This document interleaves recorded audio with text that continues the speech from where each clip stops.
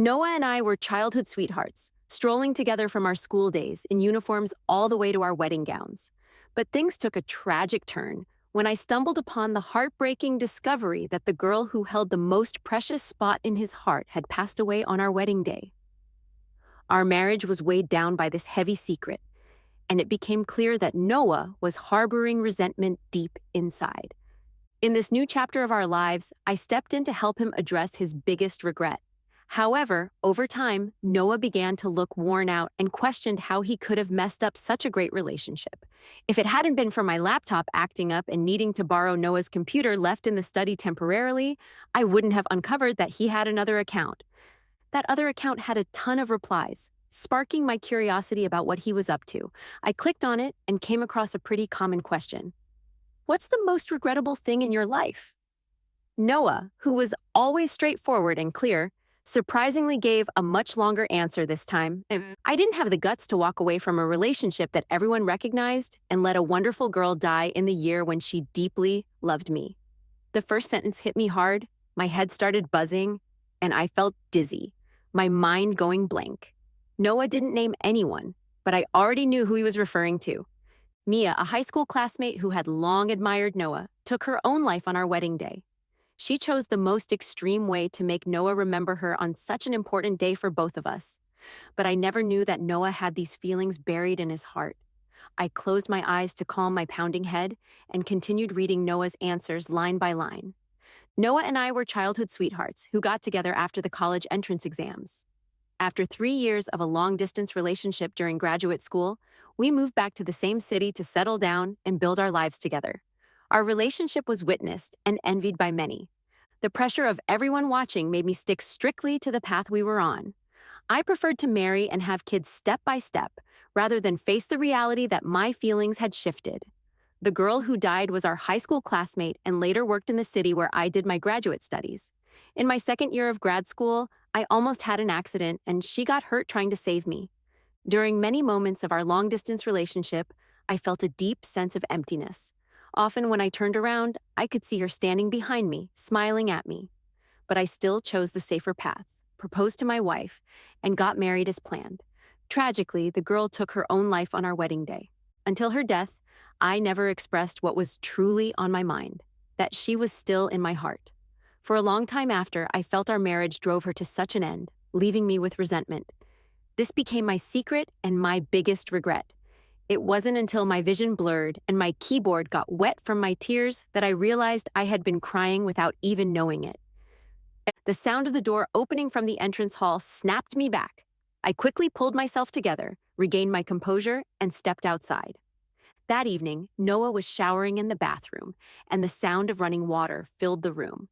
I lay on the bed, curled up, replaying every word he had written over and over, feeling my heart swell and ache constantly. Noah, you weren't the only one struggling with the long distance. So was I. I also felt helpless, longing for him to be by my side while we were actually more than 2,000 kilometers apart. I endured stronger emotional turmoil after brief reunions and met great guys nearby during our time apart. But it turned out that Noah had already found another way to cope with his longing, and I hadn't noticed it at all. The next morning, as usual, Noah sent our son to school first and then drove me to work. As we approached a red light, I suddenly said, "Yesterday, I read a novel about rebirth. It was pretty interesting. What if we could live our lives again? Would we make the same choices?" Noah seemed a bit intrigued and asked with a smile, "Which aspect are you talking about?" "Every aspect. Studies, career, partner." His smile froze for a second when he heard partner. The countdown on the red light had already begun. Noah regained his smile and said, "Yeah, I'm pretty satisfied with my current life." He even asked me in return, "Why? Don't tell me you want to change your husband." I looked down and didn't respond. "Noah, you're really something," I muttered. When the light turned green, Noah restarted the car and drove in our familiar direction. Suddenly, a car sped around the corner and crashed straight into us, catching us completely off guard. When I opened my eyes again, I found myself back in the year before I was about to graduate from the third year of graduate school. I double-checked everything around me in disbelief and finally accepted that I had been reborn. What about Noah? Had he been reborn too?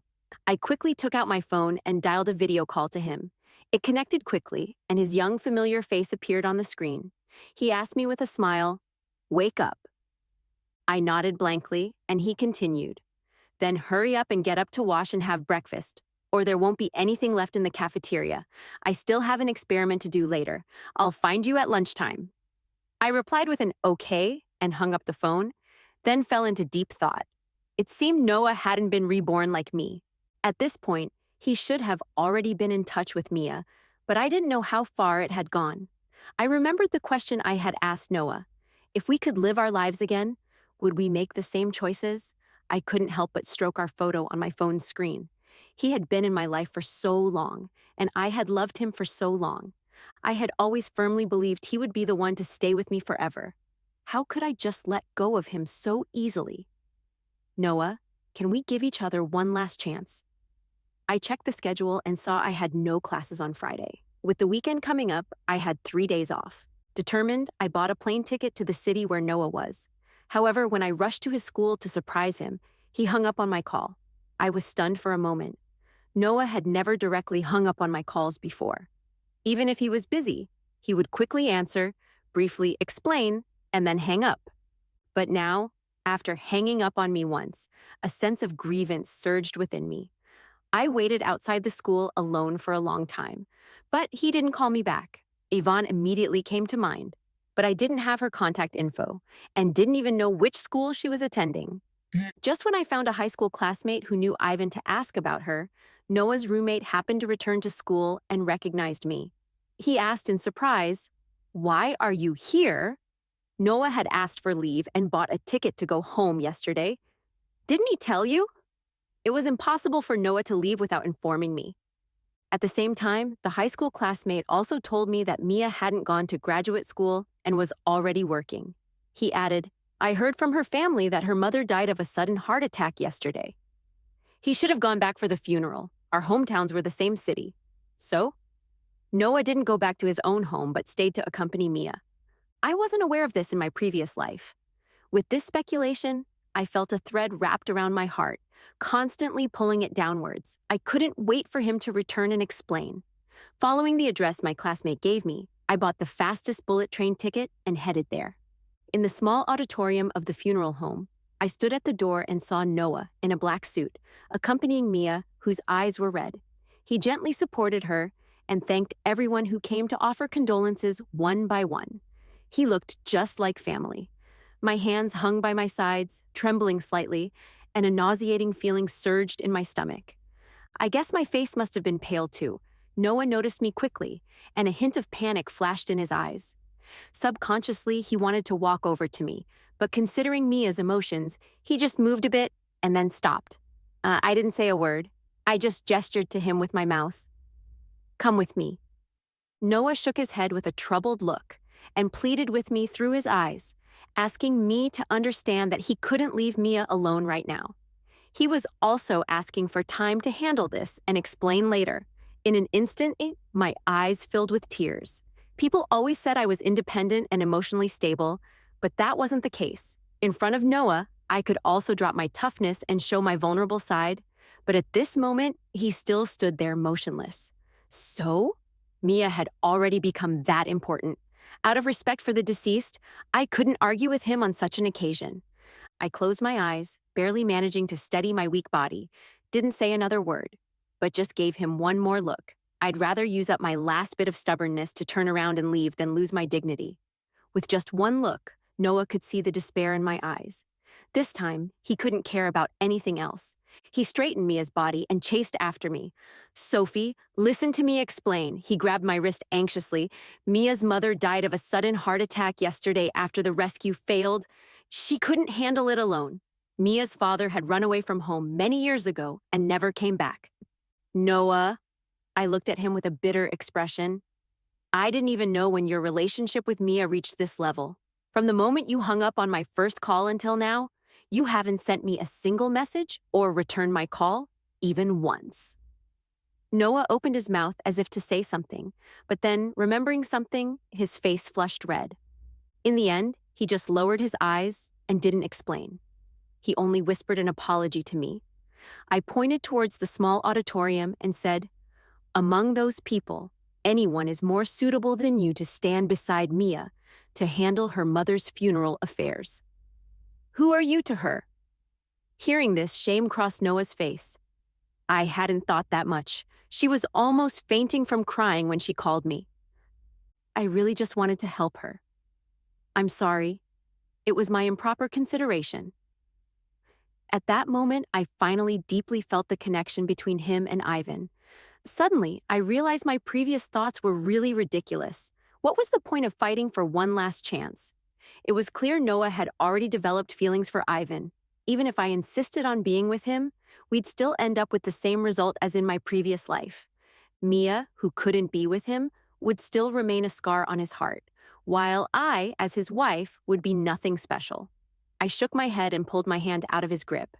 "Noah, you're nervous about her. You care about her. And you even like her." Noah's eyes widened, looking at me in disbelief. "What are you thinking? I'm just because she once saved me." Realizing he had blurted out something I didn't know, Noah abruptly stopped talking.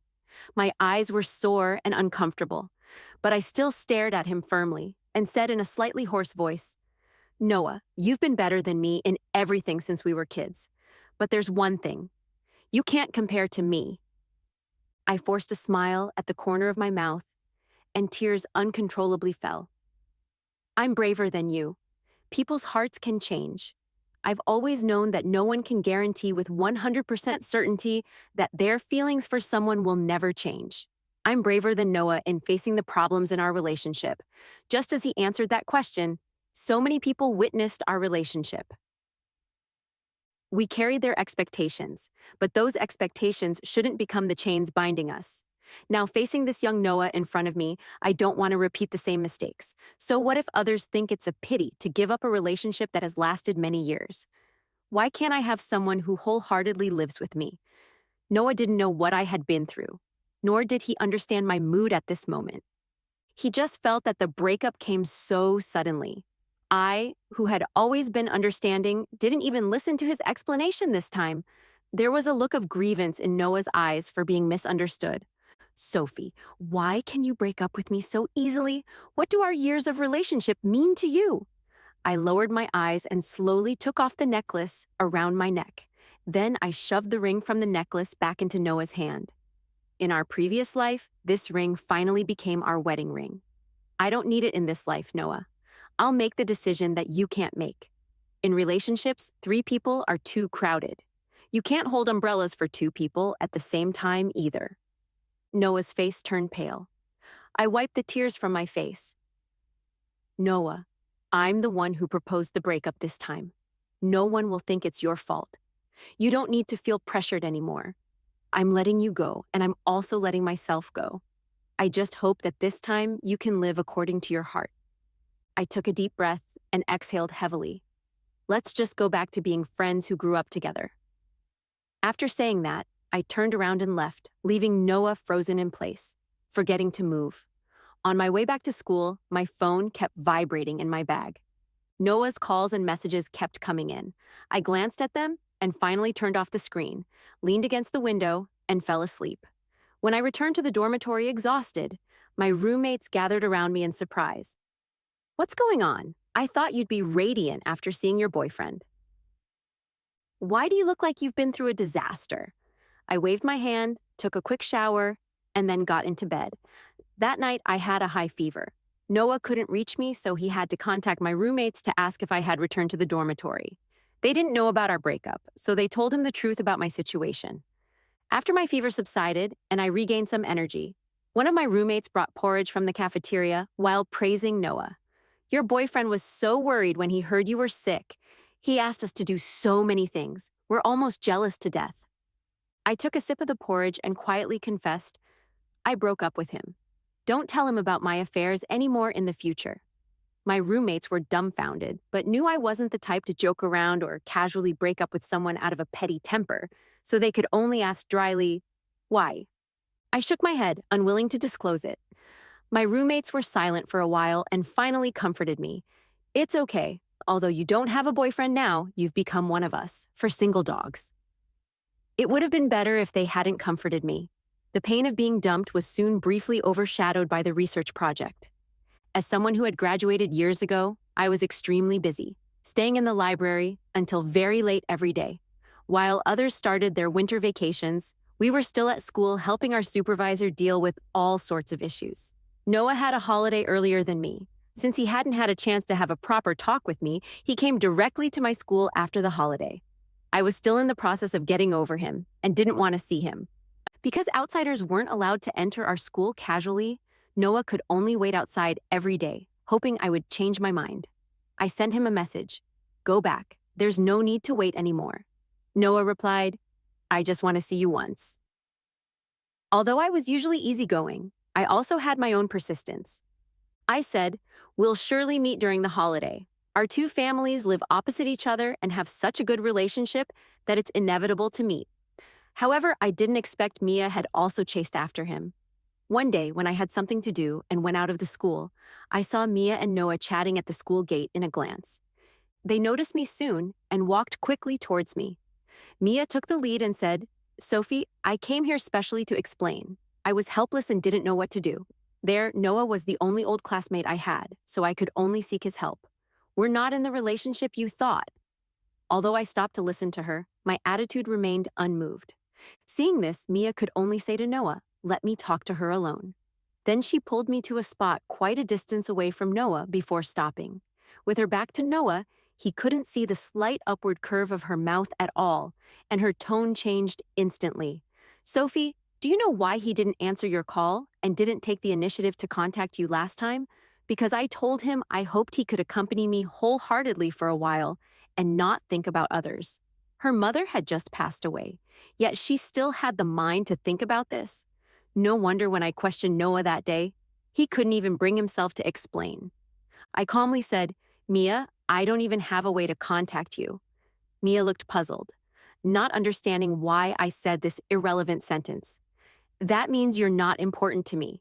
You don't need to try to get my attention like this in front of me. You don't need to pay attention to me either. Let's just keep the relationship of classmates without any contact. Mia's face turned red and then pale with anger. She turned around with red eyes and looked at Noah pitifully. Seeing that her expression was wrong, Noah frowned and walked over with big strides. Why are your eyes red? Mia apologized. Noah, I'm sorry. I can't help you. I've already explained, but Sophie still can't understand. I really have no way. Her sad, lost, and guilty look made me seem a bit heartless. Noah looked at me with a disapproving look, and his tone lost patience. Almost blurting out, he complained, Why won't you just believe me? I didn't do anything else to let you down except helping her. Why can't you understand? Mia's mother just passed away and she's all alone now. She's at the most vulnerable time and needs someone's help. She's also your classmate. Can't you show a little bit of classmate friendship? My hands hung by my sides, clenching into fists tightly, and my already cut short nails dug into my flesh, causing sharp pain. Even though I had decided to let him go, I couldn't help feeling angry at his words. Just because Mia showed a bit of weakness, what kind of person have I become in Noah's eyes? My voice turned cold. If you two come here on purpose or to show me how deep your friendship is, then there's no need. Whether you're classmates or whatever, it has nothing to do with me. Noah, I've already broken up with you. Or do you want me to find a boyfriend right now so that you'll feel no burden when you're with her? Noah didn't expect me to say such words. He said in a deep voice, I must have been out of my mind to want to come here to save our relationship. After saying that, he didn't look at me again and walked away quickly, pulling Mia along. While being pulled away, Mia looked back at me with a smug smile. It wasn't until the spring festival was approaching that my supervisor kindly let me go home. On New Year's Eve, as expected, our two families had dinner together. Noah was still angry, and both families clearly noticed the tension between us. When I went to the kitchen to help serve the dishes, my mother asked me in a low voice, Did you have a quarrel with Noah? I pursed my lips and didn't say anything.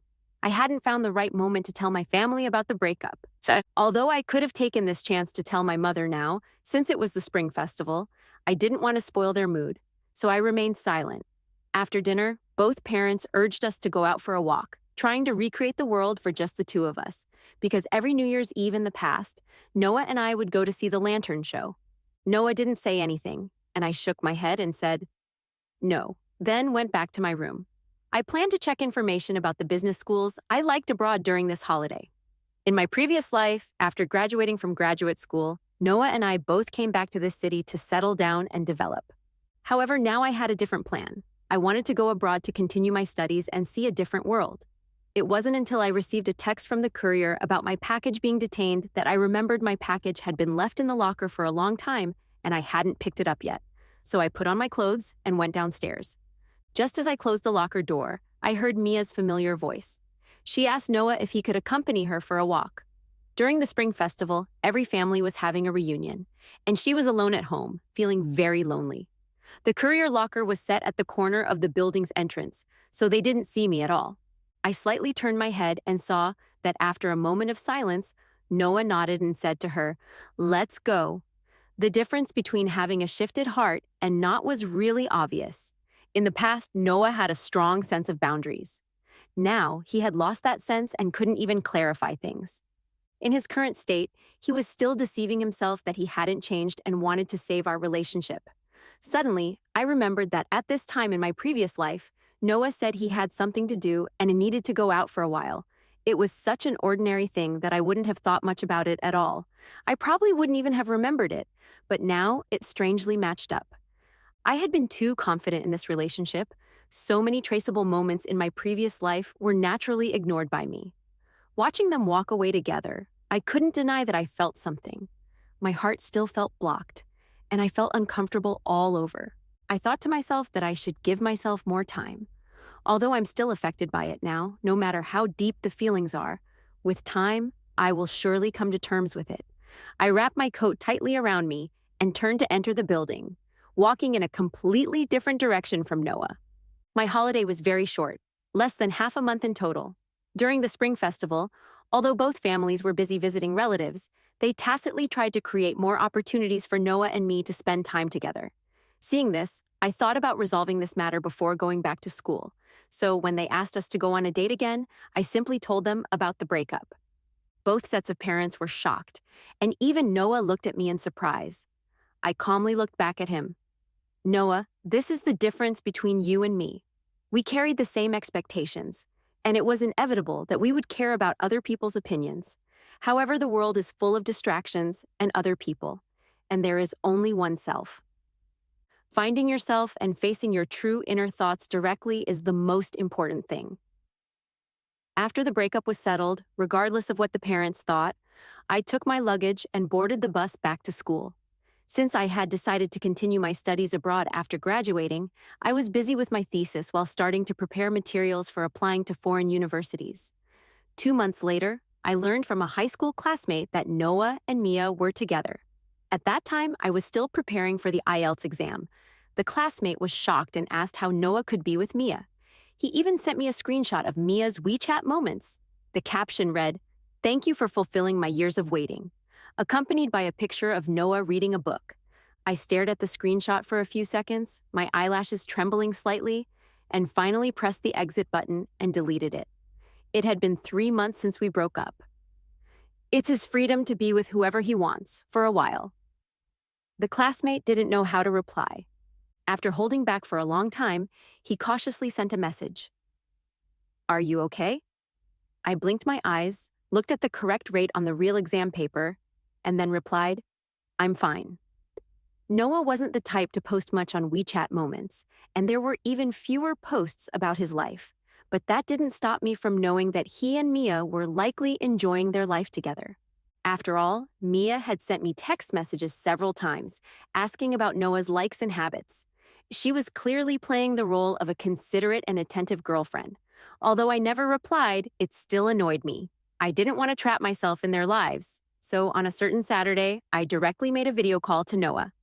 Noah answered quickly and was even a bit surprised that I took the initiative to contact him. He gently asked, "Sophie, what's the matter?" I got straight to the point. "Is Mia with you now?" Noah was stunned for a moment and replied, "Yes, okay, both of you sit together." Noah looked outside the camera with confusion and then walked over to Mia and sat beside her. The two of them appeared on the camera together. I combined all the text messages that Mia had sent me into one picture and sent it to them. Check out the picture. Is there a barrier between you two? Can't you communicate directly?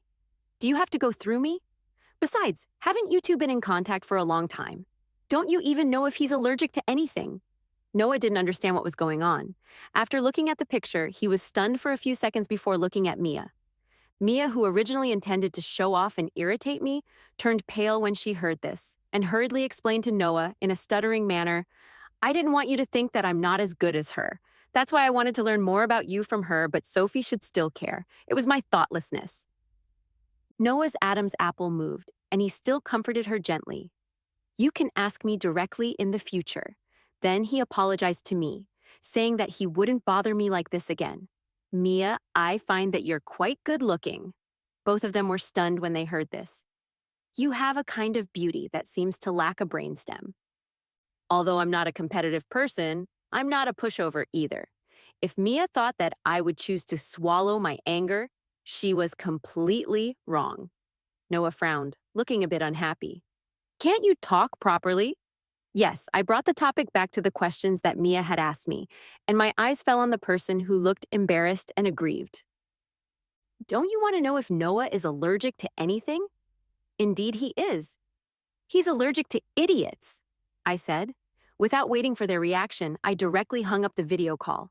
After that, Mia restrained herself and didn't do anything stupid again, and my world became quiet. In late May, after my IELTS results came out, I also successfully completed my graduation defense in mid-June. Since we were all going our separate ways, the four of us in the dormitory decided to take a 2-month trip.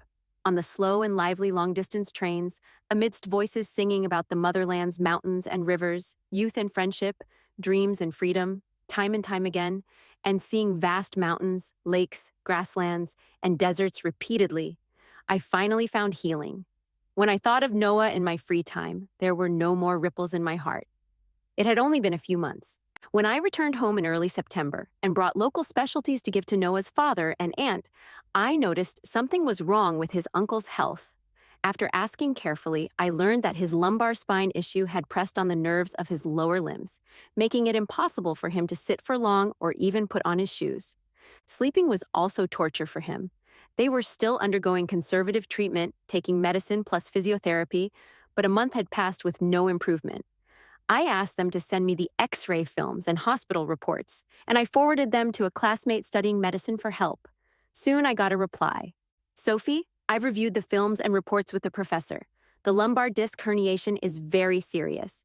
Minimally invasive surgery won't be effective. A major operation is needed. I asked my uncle and aunt if Noah knew about this situation. They said he had mentioned his lumbar spine discomfort once before, but Noah was too busy and hadn't come back, and there had been few greetings. I frowned and called Noah to explain the situation. Noah was surprised and felt guilty. I've been really too busy to handle everything recently and have ignored the family affairs. I'll ask for leave and rush back. It took Noah some time to ask for leave and hand over his work. So I took my uncle to the hospital first to rearrange the examination and treatment matters. When Noah rushed to the hospital 3 days later, my uncle had already been admitted and undergone preoperative physical examinations. He looked tired and had lost a lot of weight, and Noah was accompanying my uncle in the ward. Then, Noah followed me and walked out. In my previous life after graduating from graduate school, Noah got an offer from the company he liked. By this time, he should have already returned to the city and started working. Why was he still staying in the city where he was studying for graduate school? I asked him in confusion, Noah, didn't you come back to work here? Noah's eyes looked a bit gloomy.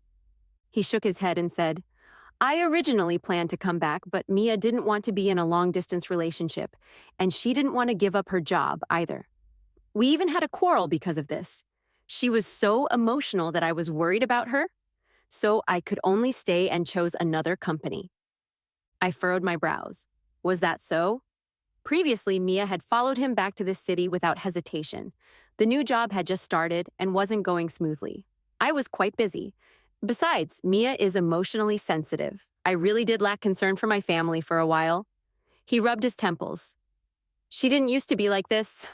I don't know why she's like this now, Noah sighed. I'm kind of at a loss about how to make her satisfied and stop losing her temper with me at the slightest provocation. I gave him a glance and said truthfully, both work and your girlfriend are important, but don't let your parents down either. Noah nodded. It's my fault this time. Thanks to you. He turned to look at me with emotion swirling in his eyes, his Adam's apple bobbing up and down, but in the end, he just said, thank you. Uncle and Aunt have watched me grow up and been nice to me. It's only right for me to do something for them. Since you're back now, I'll leave first. I stood up. Uncle will have an operation tomorrow. My parents and I will come over again. I had walked a short distance before I heard Noah call out to me. Sophie? I stopped and turned to look at him. I heard you're preparing to study abroad? I nodded. Yes, I want to see a bigger world. He was silent for a moment and then smiled. That's good. Be careful on your way back. Okay. 3 days after my uncle's operation, Noah's holiday ended. His company and Mia bombarded him with phone calls one after another. Helplessly, he had to leave. On the way back, my mom recalled Noah and sighed deeply. That kid, why does he look so dispirited now? Is the work that tough? I shook my head, having no idea about it. However, one late night a few days later, I was sound asleep when I was woken up by a phone call from an unknown number. But it felt quite familiar. After answering, I found out it was Mia. I didn't know how much alcohol she had drunk, but she started cursing as soon as she opened her mouth. Sophie, don't you have any shame? We've already broken up. Noah is my boyfriend now. Why are you still lingering between him and me like a ghost? Don't forget that he chose me instead of you. I was left with a frown on my face. Mia, are you drunk on fake alcohol? Are you crazy like this? What do you know? Mia suddenly choked up, her voice full of sobs. Why? Why is he still thinking of you even though he's with me? I was about to hang up when Noah's voice came from the other end of the phone. Mia, what's wrong with you? Give me the phone. I'm crazy. You're just angry and embarrassed because I've exposed your thoughts. Don't think I don't know. You still have photos of you two saved on your computer. Why were you so nervous and angry when I deleted them? Have you been sneaking a look at them countless times when I'm not around? Noah, aren't you disgusting? It was you who changed your heart first, and that's why Sophie didn't want you anymore. I frowned tightly. I had no intention of getting involved in their affairs, especially since it involved me. I simply hung up the phone and went back to sleep.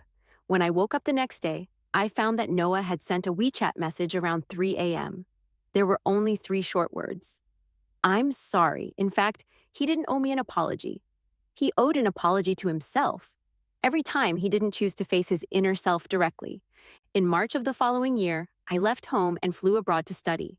It wasn't until I was 28 years old that I accepted an invitation from a leading enterprise in China and returned to develop my career here. Coincidentally, my high school classmates organized a reunion, and I went gladly. To my surprise, Noah, whom I hadn't seen for a long time, was also there. He and Mia had gotten married 2 years ago. I couldn't attend their wedding later. Noah's father and aunt also moved in to live with them, saying it was convenient for taking care of the child. Since Noah wasn't in the city, I thought he wouldn't be able to come to this reunion. Ivan didn't come along either. His facial features hadn't really changed, but he somehow felt different from what I remembered. Compared to the classmates around him, he looked more tired. Everyone around was talking animatedly about work and family, but he was sitting quietly in a corner, out of tune with the atmosphere. It wasn't until I pushed the door open and walked in that his eyes fell on me. He seemed to want to say something but held back, as if there were many things he couldn't express. During dinner, he sat beside me. With glasses clinking and toasts being made at the dinner table, I didn't really have much chance to talk to him. Until the reunion ended and we were about to leave, I was waiting at the hotel entrance, and Noah silently accompanied me. I broke the silence and said, I didn't have a chance to ask you earlier. How are your uncle and aunt's health? He nodded. They're okay. Is your work going smoothly? He forced a smile and said with self-mockery, just so. I'm working in a mediocre company, and my work is neither good nor bad. Noah was quite capable. If he had met a good platform and colleagues, his career should have been as smooth as in his previous life. I didn't know what changes he had gone through. Anyway, it was his own choice. For a moment, I didn't know what to say. I changed the topic to something lighter. I thought you wouldn't come to this reunion since you're so far away. He looked at me with his deep black eyes. Because I knew you would come. I was speechless for a moment. He smiled and looked away. I just wanted to see you once. Nothing else. Noah looked at the dark night sky, and his eyes gradually became a bit vacant. Sophie, I've been thinking about one thing all these years. How on earth did I mess up my own life like this? I clearly had a bright future and a relationship that everyone envied. How on earth did I ruin such a good hand? Now my work is so-so, my wife and I don't get along well. My child has psychological barriers and refuses to talk. And my parents still have to worry about my family. I was a bit surprised. I didn't know any of these things. Sophie, I was really wrong back then. I was the one who couldn't hold on to my original intention first, lost my boundaries, and missed you. After finding that there were too many incompatible problems between Mia and me, I still chose to endure and make do for the sake of being responsible. Finally, even my own child suffered. You must think I'm a failure, right? We used to walk side by side, but now you're someone I can't even catch up with. After listening to him, I just felt a sense of pity. Noah, whether the choices in the past were right or wrong, they can't be changed anymore. So don't keep looking back on them again and again. It's meaningless. You should focus on the present and the future. We're still young, and there are infinite possibilities ahead. Don't be discouraged, Noah said in a hoarse voice. Thank you for your comfort. To tell you the truth, I'm not afraid of you laughing at me. I actually had a dream once. I dreamed that we got married after a long period of being in love, had stable careers, and a lovely, lively son. My eyes froze for a moment as I remembered my previous life, which I hadn't thought about for a long time. Since it was just a dream, don't think too much about it. A car was slowly driving over. I turned my head and said to Noah, "The car is here. I'm leaving now. You should go back soon too." I said goodbye to him and then opened the passenger door. Noah pulled me aside and asked, "Sophie, have you been flying solo all these years?" I froze for a second, then shook my head. "Nah," I responded, pointing to the guy chilling in the driver's seat. "I came back to China with my boyfriend."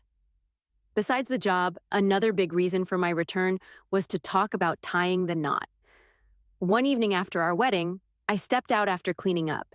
Ethan was messing around on his phone, looking totally disgusted at something. When he saw me, he couldn't help but gripe, "Are scumbag's excuses getting any better?" It was like a super long short essay. What a waste of my few minutes reading it. Curious, I asked, "What short essay?" Ethan handed me his phone to check it out. There it was, the question, "What's the most regrettable thing in your life?" The top answer was from an account with an unforgettable avatar. I gave up a relationship with my childhood sweetheart, who everyone envied, and missed the girl who once loved me deeply. It was tough to comment on, so I gave the phone back to Ethan after just reading the first line. "Huh? You're not going to read more?" I got cozy under the warm quilt and said, "Didn't you say it was a waste of your time? Why should I waste mine too, right?" Ethan looked kinda miffed. "Why don't you keep reading to see how this idiot messed up his own life? If he hadn't been so dumb, he could have been a happy little guy like me."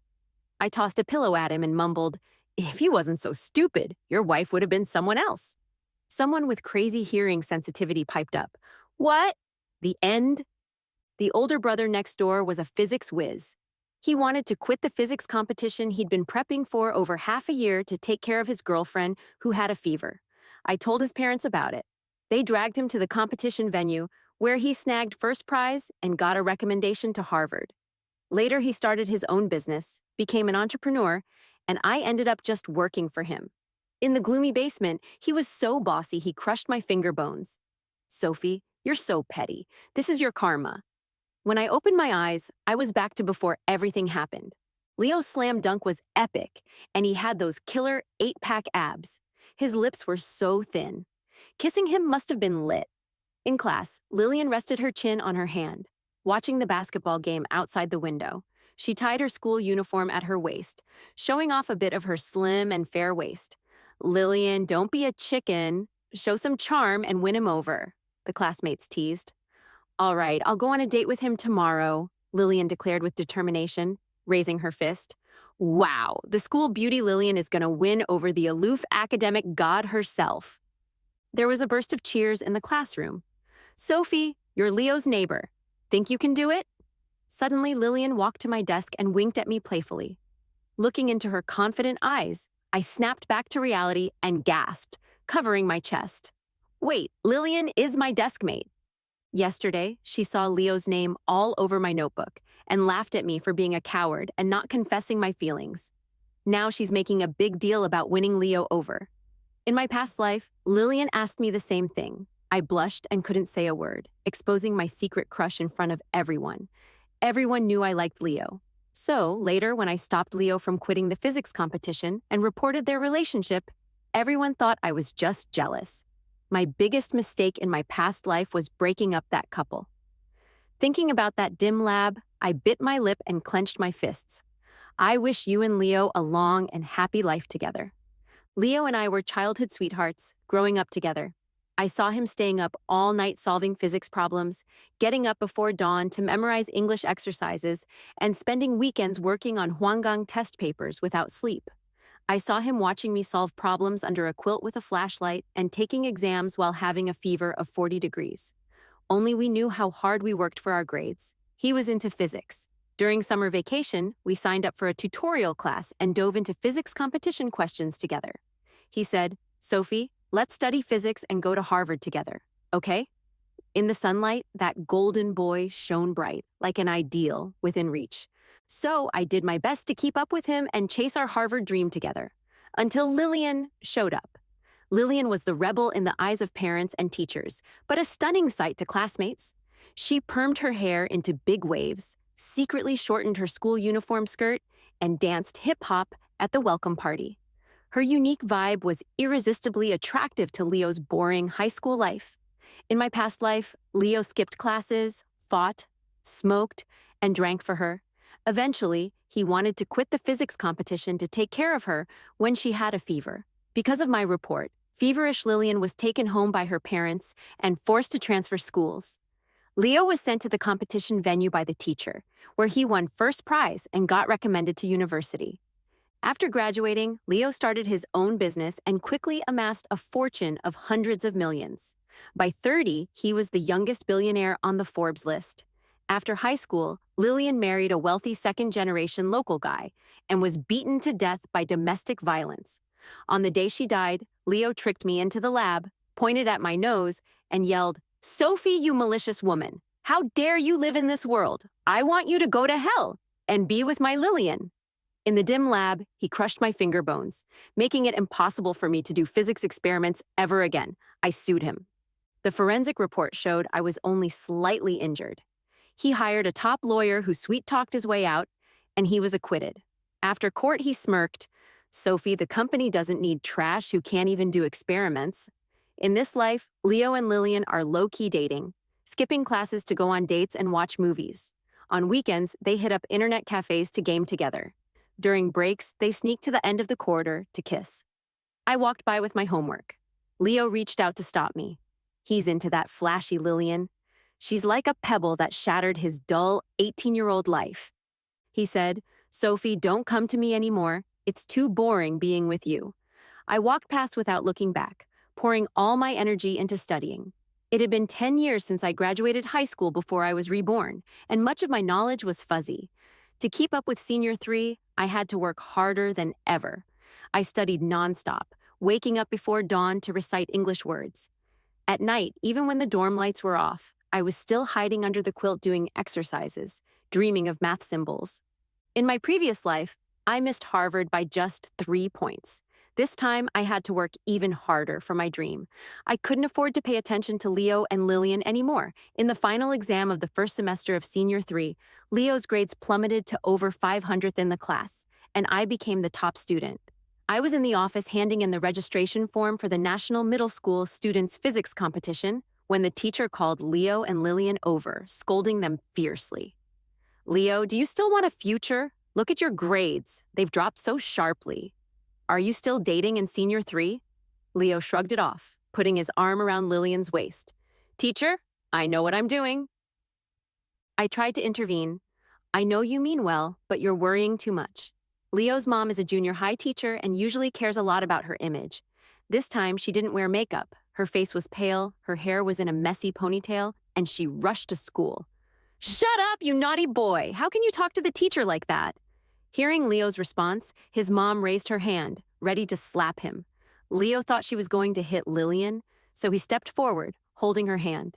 Mom, it's not Lillian's fault. Blame me if you want. You're being unreasonable. You can't hit Lillian. This just fueled the fire. Lillian peeked out from behind him, glaring at Leo's mom. Old woman, on what grounds are you going to hit me?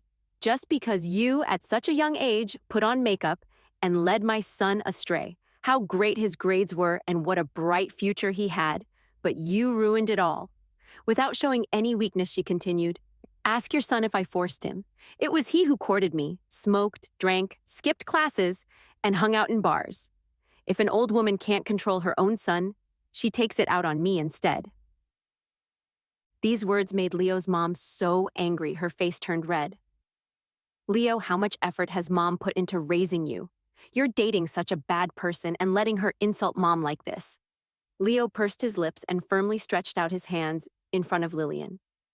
Mom, I promise you that I will succeed in this life. I want to protect Lillian. His mom calmed down, took a deep breath. Leo, mom doesn't have to stop you from dating. It's just that this girl Lillian is no good. It'd be so much better if you were with Sophie. I was stunned. This never happened in my past life. Back then, Leo had a solid foundation, and his grades didn't drop too much in the final exam. When it was the physics competition, after I told Leo's mom, she quickly sent him to the competition, and he got the recommended admission. So Leo's mom didn't come to the school, and she wouldn't have named me publicly either. Suddenly, Leo turned and glared at me. Sophie, you tattletale, you still don't repent. Seems like I didn't hurt you enough last time. What are you talking about? I replied. It was the head teacher who called me, and then I knew your relationship was affecting your studies. And you even want to hit Sophie. Leo's mom was shocked by Leo's sinister look and quickly clarified, great, Leo was also reborn. I ignored this drama, handed in the registration form, and walked out of the office. Leo caught up with me. Sophie, I apologize for misunderstanding you. After a moment's hesitation, he added, Sophie, I know you're back too. Hope you won't interfere this time. Okay, I wish you a long and happy relationship, I replied calmly. In my past life, I already paid the price for meddling in others' business. I didn't want to get involved in others' karma anymore. If Leo was courting death himself, I wouldn't stop him again. Leo's mom didn't want to pay attention to Leo anymore. She took my hand and solemnly apologized. Sophie, Auntie has watched you grow up since you were a child. It's Auntie's fault this time. I'm sorry. Auntie shouldn't have mentioned you. Can you forgive Auntie? Looking at the few strands of white hair on Leo's mom's head, I let go of her hand. Auntie, Leo and I are no longer on the same path. Our families had a good relationship. When I was a child, I grew up in Leo's mom's house. Now, we could never go back. Leo's mom sighed. Okay, we can never go back. All right, Auntie understands. Seeing my hand clasped with Leo's mom's made Lillian's eyes turn red with anger. Leo's grades had dropped so much he was naturally out of the competition, and as the top student, I got the competition spot easily. Since this opportunity came my way in this life, I had to study even harder and grab it. During the whole winter break, I didn't go out once, staying home to do competition exercises. After the second semester of Senior 3 started, I learned Leo had fallen out with his parents. During winter break, Leo's parents planned to keep him home to study hard and cut off contact with Lillian. But Leo couldn't listen. They had a huge fight, and he stuck with Lillian every day. His parents threatened to cut off his allowance, so he moved out, renting a small house near school with New Year's money and scholarships he'd saved, dating Lillian there. By the time school resumed, he had already been living with Lillian for half a month. All this had little to do with me. I focused all my energy on the competition, overcoming obstacle after obstacle and making it to the finals. The classmates all said I should have taken his spot. I might have won first prize. Leo came up to me intentionally. Congrats, Sophie. Hope you ace it. I didn't expect Lillian to see this, and her eyes turned red with anger. The night before the final, I got a WeChat message from Leo saying he had something to give me and to meet him on the playground. Before I was reborn, I'd given Leo many gifts. What's he got for me? I didn't think much and went to the corner of the playground as promised. The wind was cold and no classmates were around. I was standing there when suddenly a hand grabbed me and pulled me into the small woods beside the playground. I realized something was off. It was a trap. I struggled desperately and was about to shout for help when the guy noticed and covered my mouth with one hand, dragging me deeper into the woods with the other. I forced myself to stay calm and think of a way out. Under the dim moonlight, I could see he was a tall boy who looked kind of familiar. He was one of Lillian's admirers. He dragged me to a tree and threw me hard on the ground. Seeing I couldn't get up because of the pain, he quickly bent down to find a rope on the ground, planning to tie me to the tree. Taking advantage of his momentary looseness, I quickly opened my mouth. Classmate, don't do anything. Let's talk it out. How about I give you all my living expenses? Yeah, I really have it. Please don't hit me, I replied, nodding nervously. You should know I'm entering the physics competition tomorrow. My parents gave me 3,000 yuan for living expenses, and it's all in my school bag. I'll take it out and give it to you now. Please don't hit me. 3,000 yuan was a lot. Sure enough, he stopped and asked in a subdued voice, You're not lying to me? Yes, I really have it. Please don't hit me. I nodded again, looking scared. You better not play tricks on me. Hurry up and get the money for me. He paused the tying and looked at me. I quickly stood up and crouched halfway under the tree, fumbling through my school bag. My hands were shaking from fear, making my movements slow. Hurry up. What are you dawdling for? He pushed impatiently. Finally, I pulled out the stack of cash from my bag. In the darkness, the money glimmered enticingly. He couldn't wait and bent down to snatch the money directly. At that moment, I used the small knife I'd been hiding in my palm to stab his thigh. Ah, you bitch, he cried out in pain, his hand recoiling. The cash scattered everywhere with a clatter. I didn't have time to look at him and just ran away. In my past life, Leo tricked me into the lab and crushed my finger bones. That heart-wrenching pain tortured me day and night. I hated not being able to fight back, so I always hid a knife in my school bag, a habit that stuck with me into this life. How could I trust one of Lillian's admirers? Luckily, I ran into the playground and met teachers checking the dorms. The teachers took both of us to the hospital and called the police. The police found ropes in the woods and believed he intended to harm me. I was acting in self-defense. The classmates stayed at the police station for investigation, and the next day, I boarded the train to Beijing for the physics competition with the teacher. 3 days later, I returned to school. After going to the police station, the classmate confessed he'd been instigated by Lillian. Lillian was convinced I tattled, and even though Leo's mom clarified the facts, she still hated me.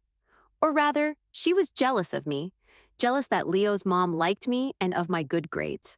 So she wanted to sabotage my physics competition. She lured me out in Leo's name and then had her admirer tie me up in the woods all night so I'd miss the competition. Since no serious harm was done, Lillian and her admirer were released by the police. On the day the school decided to expel Lillian and her admirer, my physics competition results came out. I was the sole first prize winner in the entire province. A TV reporter stopped me for a live interview. The college entrance exam is a crossroads in life. I hope everyone works hard and moves towards their dreams without slacking off. I shared my study experience, standing at the school gate with a huge banner congratulating me on winning the first prize behind me. The reporter's sister asked, Classmate Sophie, where's your target university? Harvard University, I replied. They have the most advanced physics labs there. The reporter's sister chuckled. Then let's ask some ordinary high school students about their college goals. The next interviewee was Lillian. Living up to her reputation as the school beauty, she had been taken by the police for interrogation 2 days ago and was expelled from school when she returned. She looked pretty disheveled, but still caught eyes in the crowd. The reporter stopped her. Classmate, you don't look too energetic. Is studying very tiring? Lillian was momentarily stunned, then looked up at the camera and quickly adjusted her expression to seem energetic. It's pretty tiring. I'm studying hard. Then where's your target university for the college entrance exam? Lillian cleared her throat, about to answer. Huh? Lillian, you're still in school? Weren't you expelled? I quickly interrupted. Sophie, just you wait. You got away last time.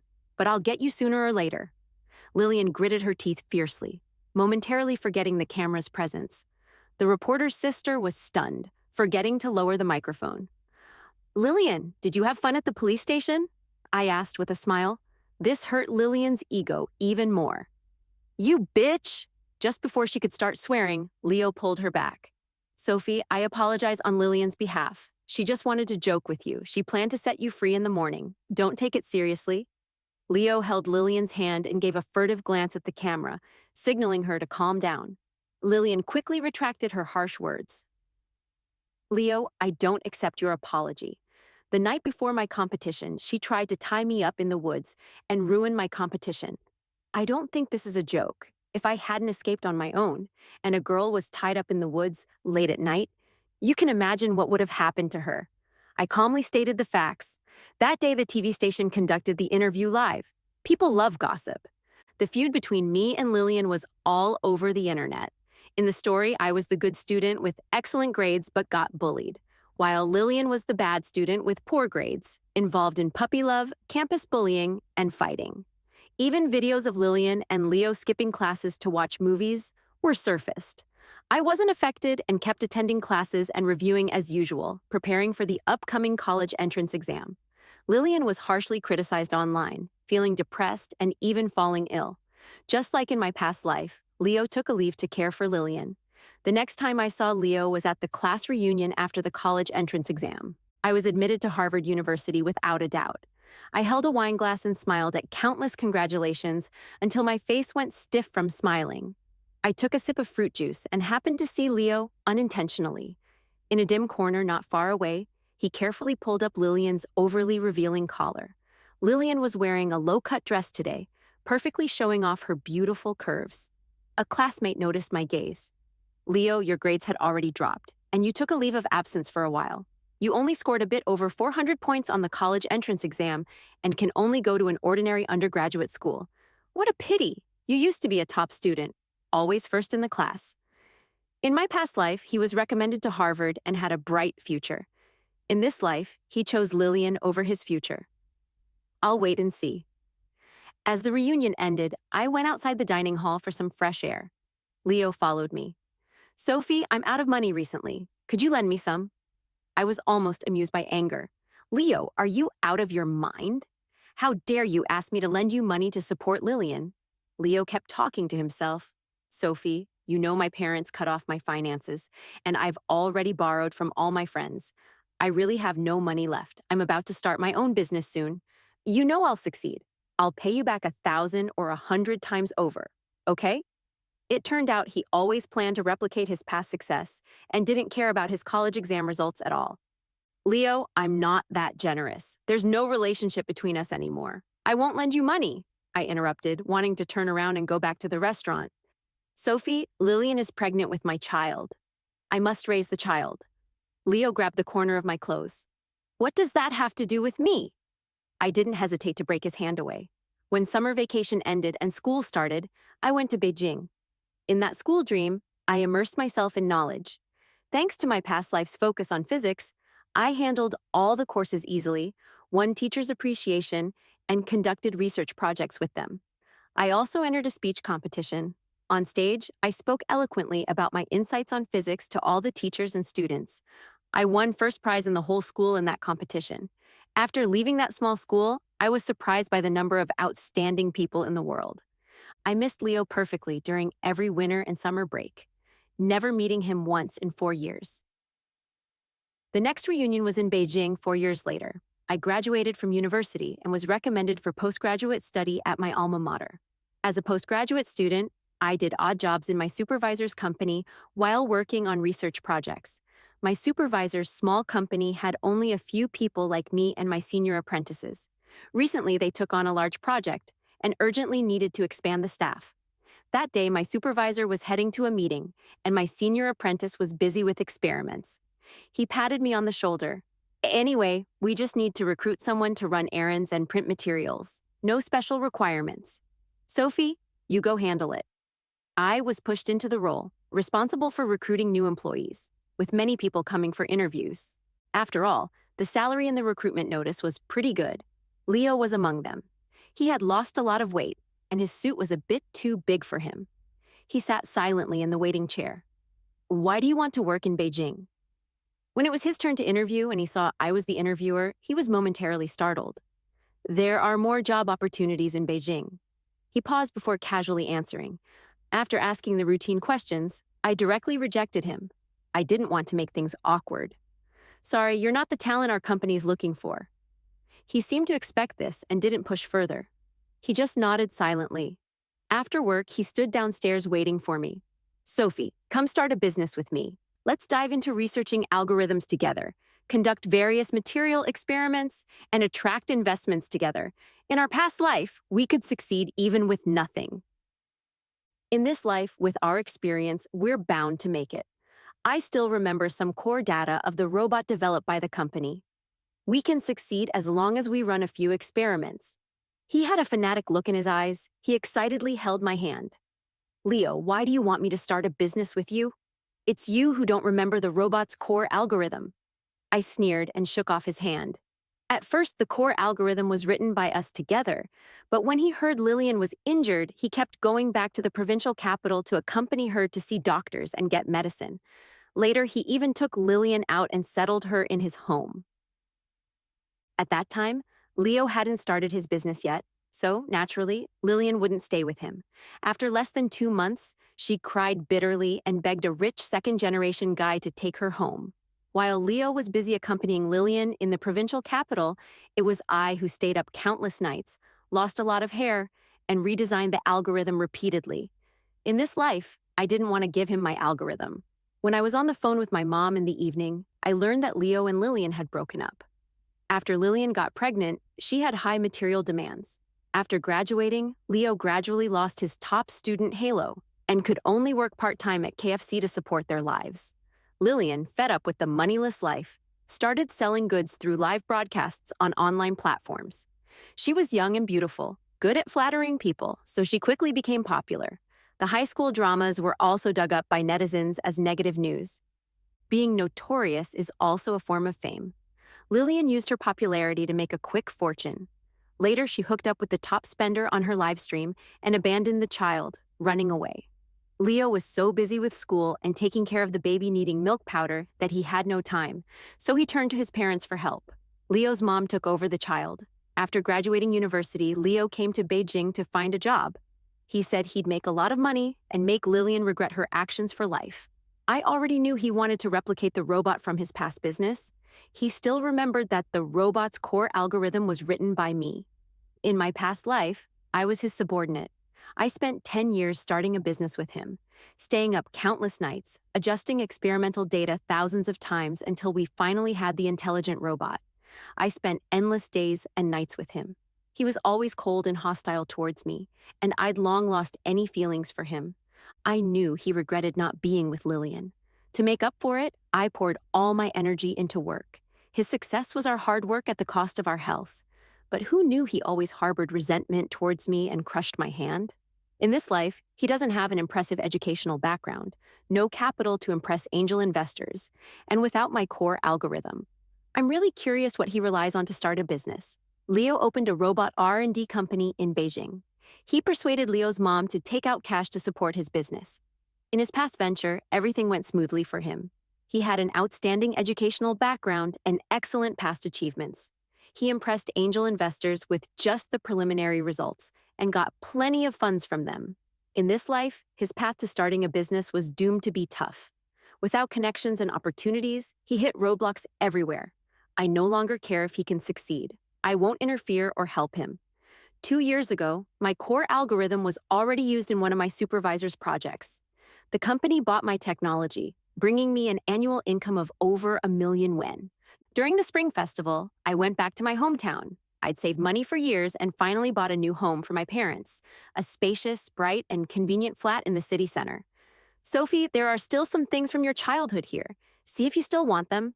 Mom pulled me to a cardboard box. The items inside were scattered. all memories of my youth. I vaguely remembered the high school diary filled with Leo's name and a model airplane he gave me as a birthday gift. But none of it mattered now. Mom, I don't want these old things anymore. A new home should have a fresh start. Amid the laughter and chatting, I heard loud knocks on the door outside. I peeked through and saw several burly men banging on the door of Leo's family across the hall. The old residential area wasn't soundproof, and there were also sharp cries of a child from the room. Leo has mortgaged the house to us. You must move out within 3 days. I asked my parents suspiciously, "What's going on?" My mom looked gossipy and said, "What a pity." My dad continued, "Leo from next door said he was starting a business in Beijing and tried to borrow money from relatives and friends everywhere, but no one dared to lend to him. So when teacher Stella wasn't home, he stole the property certificate and borrowed usury. Now he can't pay it back and has run away.